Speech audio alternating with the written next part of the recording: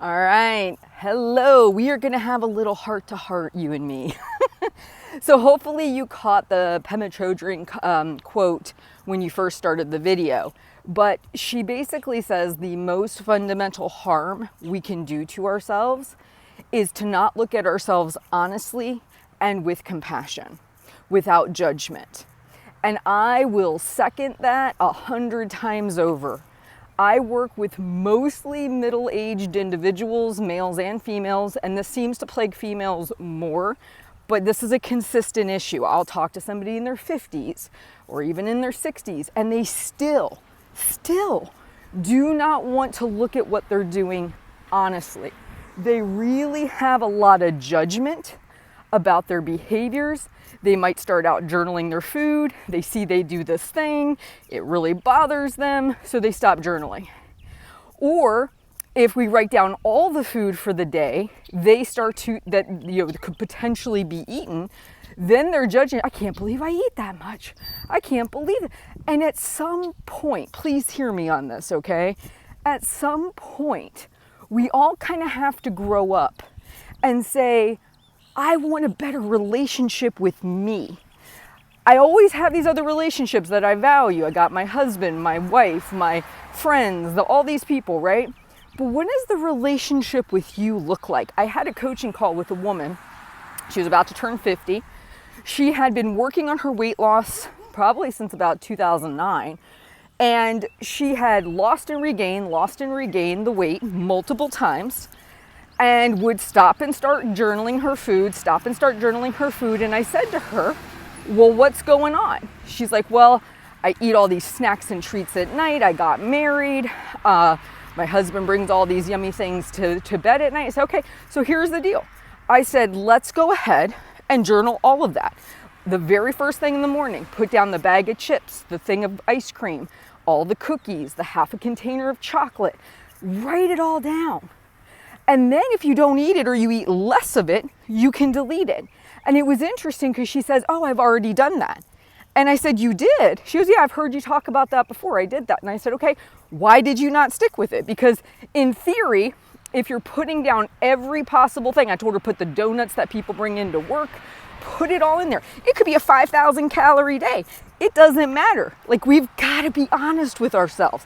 This relationship with you is the most important relationship. Think about it. You're going to die one day, and the relationship that you have that is the most consistent, never going anywhere, like your husband, your wife, they can die, they can leave you, your kids will grow up, they will move away, friends will die and leave.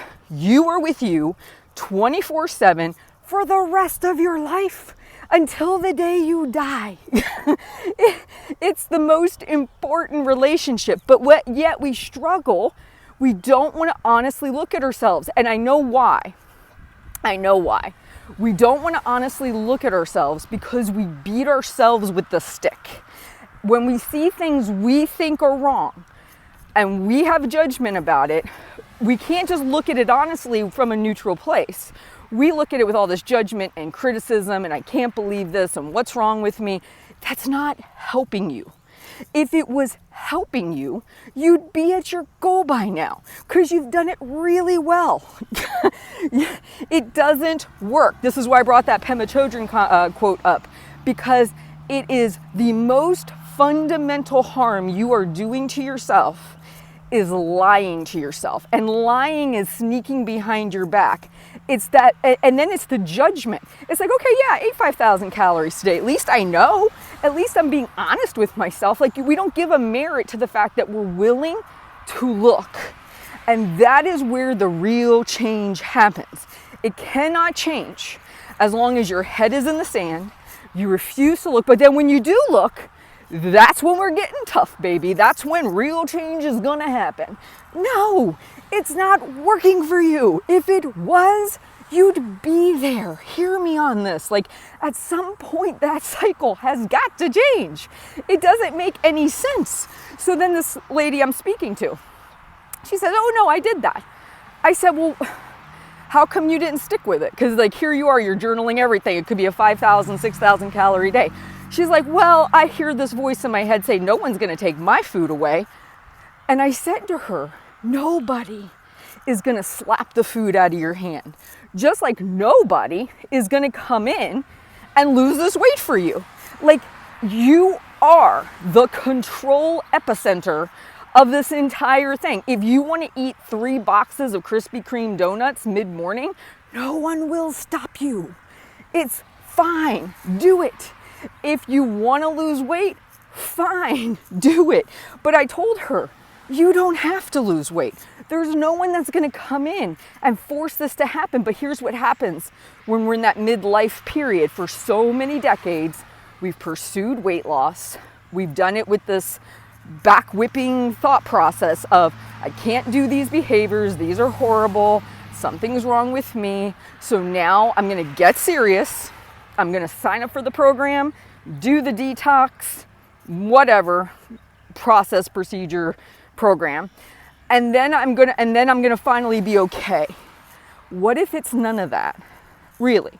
Like, in my journey, there's that Albert Einstein quote that I love so much, which is, you can't change from the same thinking that produced the situation. My thinking was always the same. It was exactly what we're talking about. I didn't want to see the reality. I beat myself up for all my horrible decisions. But when I finally decided to lose the weight after I had my first son, I actually said the most important thing was not losing weight. It wasn't. It was me building self-trust with myself. I didn't trust me. I wanted to bury my head in the sand. I wanted to, constantly beat myself up for what was going on. I was not in a good place to do anything because I wasn't even willing to look at what the real problem was. And really, the big problem for me was my binge eating cycle, which I had to deal with. So when I changed my focus and I said, no longer am I going to be this obsessive person, I got to lose weight, got to lose weight, got to lose weight. And I'm going to be, how do I build self-trust? How do I get my binge eating under control? Because if I wasn't binge eating, guess what? I wouldn't have been over 300 pounds. But it was a different shift in thought. That is what we have to do. I share all of this from the bottom of my heart because day in and day out, I am talking to women in their 30s, 40s, 50s, 60s who still do not want to look at what they're doing, who really want to hide from the truth. And the reason they want to hide from the truth is because they want to then punish themselves. What if there's a different location to go to? What if you look at yourself and go, yeah, I'm eating 5,000 calories a day. I'm having a half a box of donuts in the mid-morning. I'm having all this chocolate and deliciousness in the evening. That's my reality. That's what's happening right now. Great. Okay. I'm not going to beat myself up for that. You know what I'm going to do? I'm going to start to write all that down every day. I'm going to face that reality. That's the reality. It's okay. And over time, I promise you this actually happens. As you take that approach, you don't lie to yourself. You don't hide your head in the sand. You don't beat yourself down for what you're doing.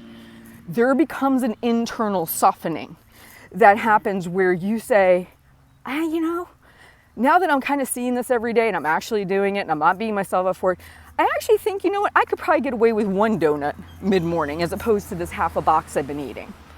I could maybe do that. And that is that willingness that we talk about to change. Not a have to, not a should, not an expectation, not something that somebody told you when you were a kid. An internal driven, intrinsically driven desire to change. And I got asked a great question last night in our webinar for the Half Size Me community. Somebody said, hey, Heather, I'm trying to hit my calorie goal, but I've noticed sometimes I'm eating when I'm not hungry or I'm eating when I'm too full. Should I even worry about that right now? And see, that's how our brain gets, right? We have to lump on more and more and more, and we make problems out of nothing. And I said to her, no, just focus on your calories. Eventually, if you focus on that long enough and you just stay consistent, you will want to change the things. When I started my journey 16 years ago, so much has changed, but I never forced myself to change. There were habits I had for a very long time that I was resistant to changing. I could feel the resistance. I didn't want to change them. So I laid off. I said, okay, Heather, when you're ready, you'll do it. And I did. But I didn't force it prematurely because I had done that for so often before. and I saw how it blew up in my face, okay? So it's a totally different thought process to have compassion, to have honesty and acceptance for where you really are without the pressure to have to change everything overnight. And I'm inviting you to come there. If you need help with this Half Size Me community, I do live webinars a couple times a month. We talk about issues like this, but truly you need to be in an environment where you're going to get support and help. But because this is a hard thing to ask, right? It's hard to say, how do I do this? And I just want to encourage you, let's have this conversation, because it breaks my heart to see so many women look at the second half of their life and they still want to lie to themselves. And they still are not, because honestly, if it was any romantic relationship, you probably wouldn't tolerate it, right? But we tolerate it with ourselves. And then we wonder, my hand's getting a little crampy, and then we wonder why it is we don't see any consistent progress, because we're not being honest with ourselves. So please hear me on this. Honesty does not mean beating yourself with a stick. Honesty and acceptance means a settling into what is real, what is true. It's then also being consistent with just writing it down, looking at it every day. You can't look at that every day and not have a slight change of something happening. If nothing else, just the approach will bring about a different change, because you're not going in saying, you know what I'm going to do today? I'm going to hit my 1,500 calories. This is going to happen because we've got to lose weight. And then it falls apart at the seams. And then guess what? You're beating yourself up come dinner time, and you're hitting yourself with the stick, and you wake up the next day and you feel horrible. And then the cycle repeats.